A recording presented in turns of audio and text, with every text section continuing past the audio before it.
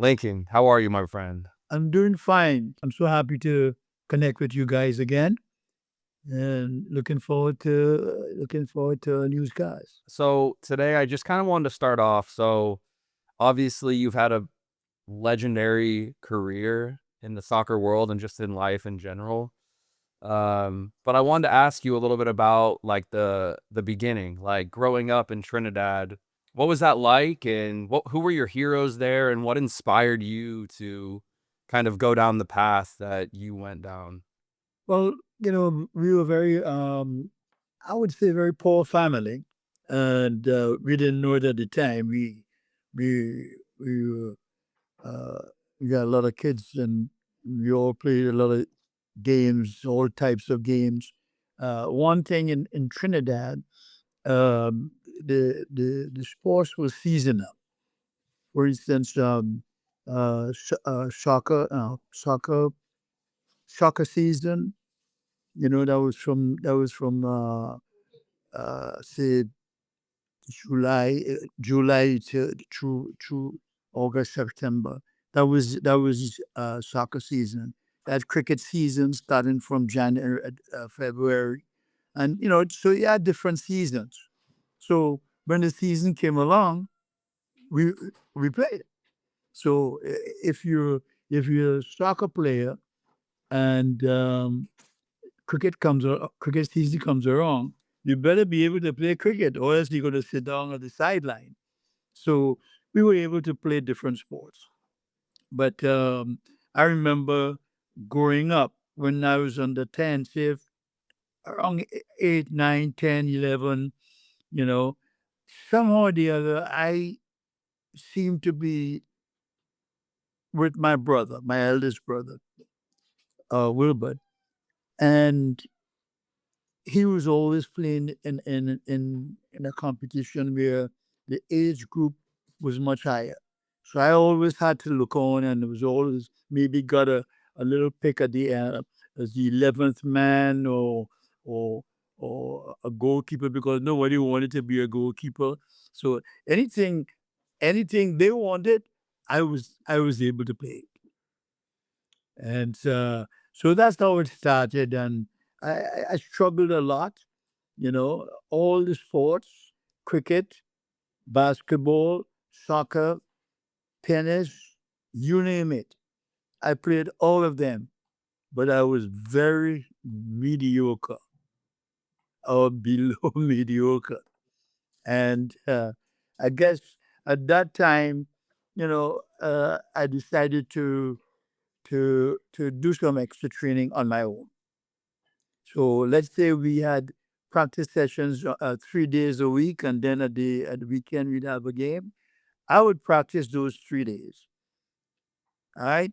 I would practice the other 4 days. I'd practice on my own. Like Tuesday, Thursday, I'd practice on my own. So what happened really got to about 10, 12, 14, things started to change because I was doing additional training by myself. No, I didn't know all of this. I just, not being selected or barely being selected and so on. It really took a toll on me. So when I got to about 14, 15, just like all hell broke loose. Okay. I started to play well in every sport. By the time I got to 19, I was playing efficiently. I was playing soccer, playing any position or several positions. Some clubs I played as goalkeepers. When I got to my age, I played center back. I played center forward. I played wing half. I played wherever they needed me. So that's how it happened. I'm wondering, like, when you're training on your own, what types of, to take you from where you were, where you said you were very mediocre, to doing and excelling and doing those sports at a very high level, and you're saying it's coming from training on your own. What did that consist of? Well, in soccer, I would kick the ball. I, you know, I'd keep the ball up in the air, juggle it a lot, you know, by myself. And so I became quite good at that first touch. Okay. And then I would have my big brother would practice goalkeeping. He would shoot at me, and I'll get in there, and I'll make the saves. I was very small at that time, so when he kicked the ball, it was coming real hard. So I was doing well for my age, and so that really helped me to become a better soccer player, a better athlete. Right? So training on your own gave you the confidence and the skill to kinda take it to the next level. Oh yes, yes, definitely. When I got to be about 18, um, I was attending a high school by the name of Brooks College, and the high school closed down.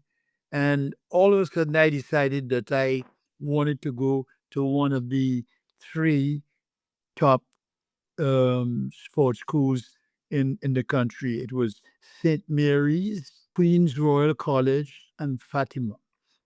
Like they were the highest educated schools in the country, and I just felt that I needed to go there. I was not really qualified academically to get there, but I knew a couple of people, and I eventually got into Queen's Royal College on a sports scholarship.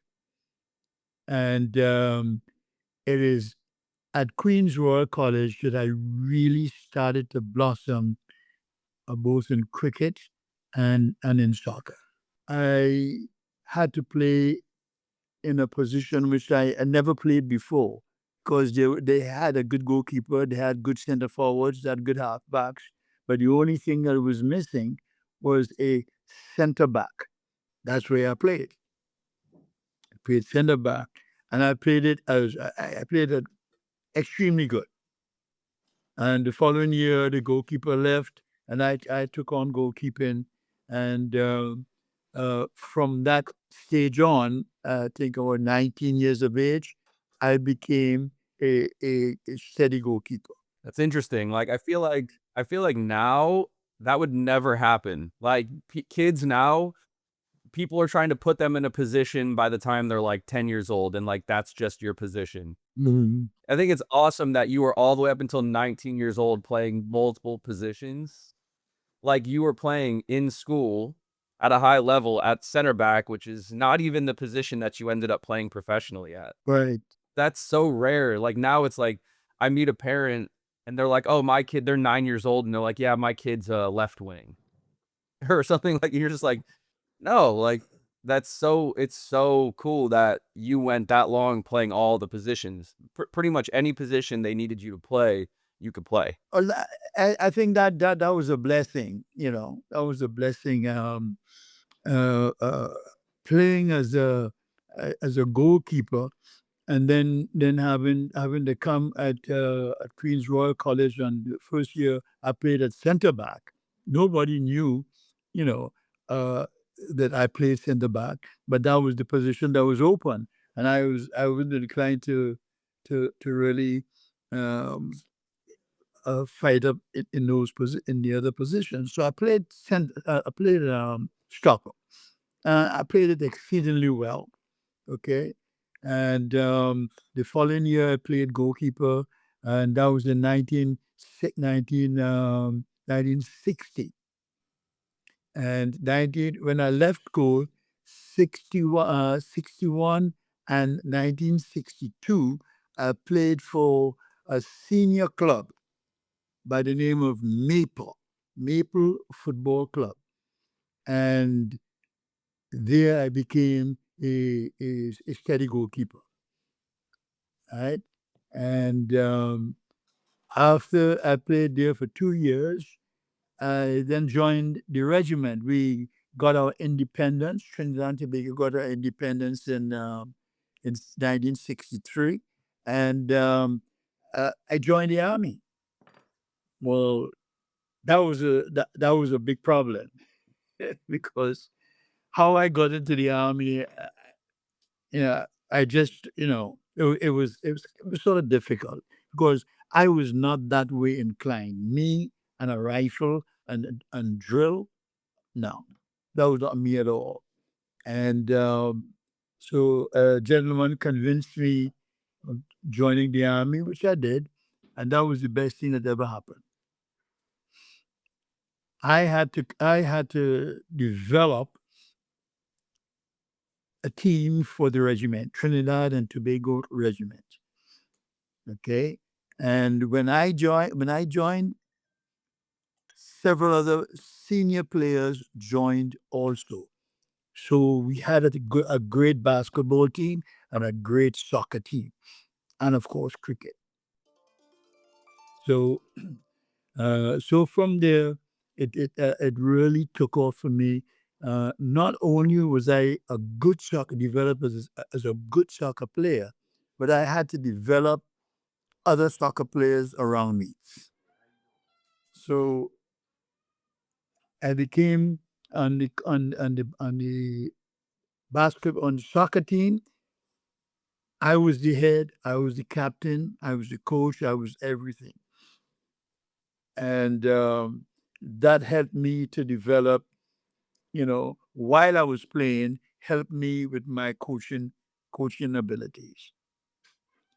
So I stayed there I stayed in the army for about 6 years, and while we were in the Pan American Games, I was represented Trinidad in the Pan Am Games in 1967. There, the league in the United States opened up, and there I got an opportunity to our team. Just we won the bronze medal. We beat Argentina 1-0. Tied with Mexico, and we beat Colombia 5-3. And we lost to Canada in the semifinals, but we got ourselves. We came out with a bronze medal, and this is what you know people weren't expecting us to do that at all. So that was the last bit of top soccer I played in Trinidad, and then I came to the United States. Man, that's so impressive. Yeah. Like, yeah, that's amazing, man. You beat Just subtly says we beat Argentina. yeah, We beat Colombia. man, that's epic. So you're fresh off beating Argentina and Colombia. You come to America, and I'm wondering, like, what was the landscape of professional soccer like in the 60s in America? Professional soccer had just started in 1967 in the United States, and they had different leagues and so on. But in 1968, okay, uh, it was they decided to form the North American Soccer League, and they brought in players from England, from Europe, from Africa, all over the place, and they got a few from the West Indies, and I was one of the top goalkeepers in my country, and so I got the opportunity to come to Trinidad. But when I came to the United States, I became the second string goalkeeper. Guy by the name of I can't remember his name right now, but he became the goalkeeper. He was from Spain, and he played 90% of the seasons. And that was a very difficult period of my life because I sold everything, dropped out of the army, got a discharge from the army, and came up here with my two kids. And, here I was sitting down on the bench. But every time I trained harder than everybody else. Okay? During workouts, people used to come to see me train because I never played. But I was the hardest trainer on the team. until Coach Gordon Jago, he was the coach of the team. He gave me my opportunity, and that was it. That was towards the end of the season. I started every game after that, and my season um, in the United States began around that time in 1968.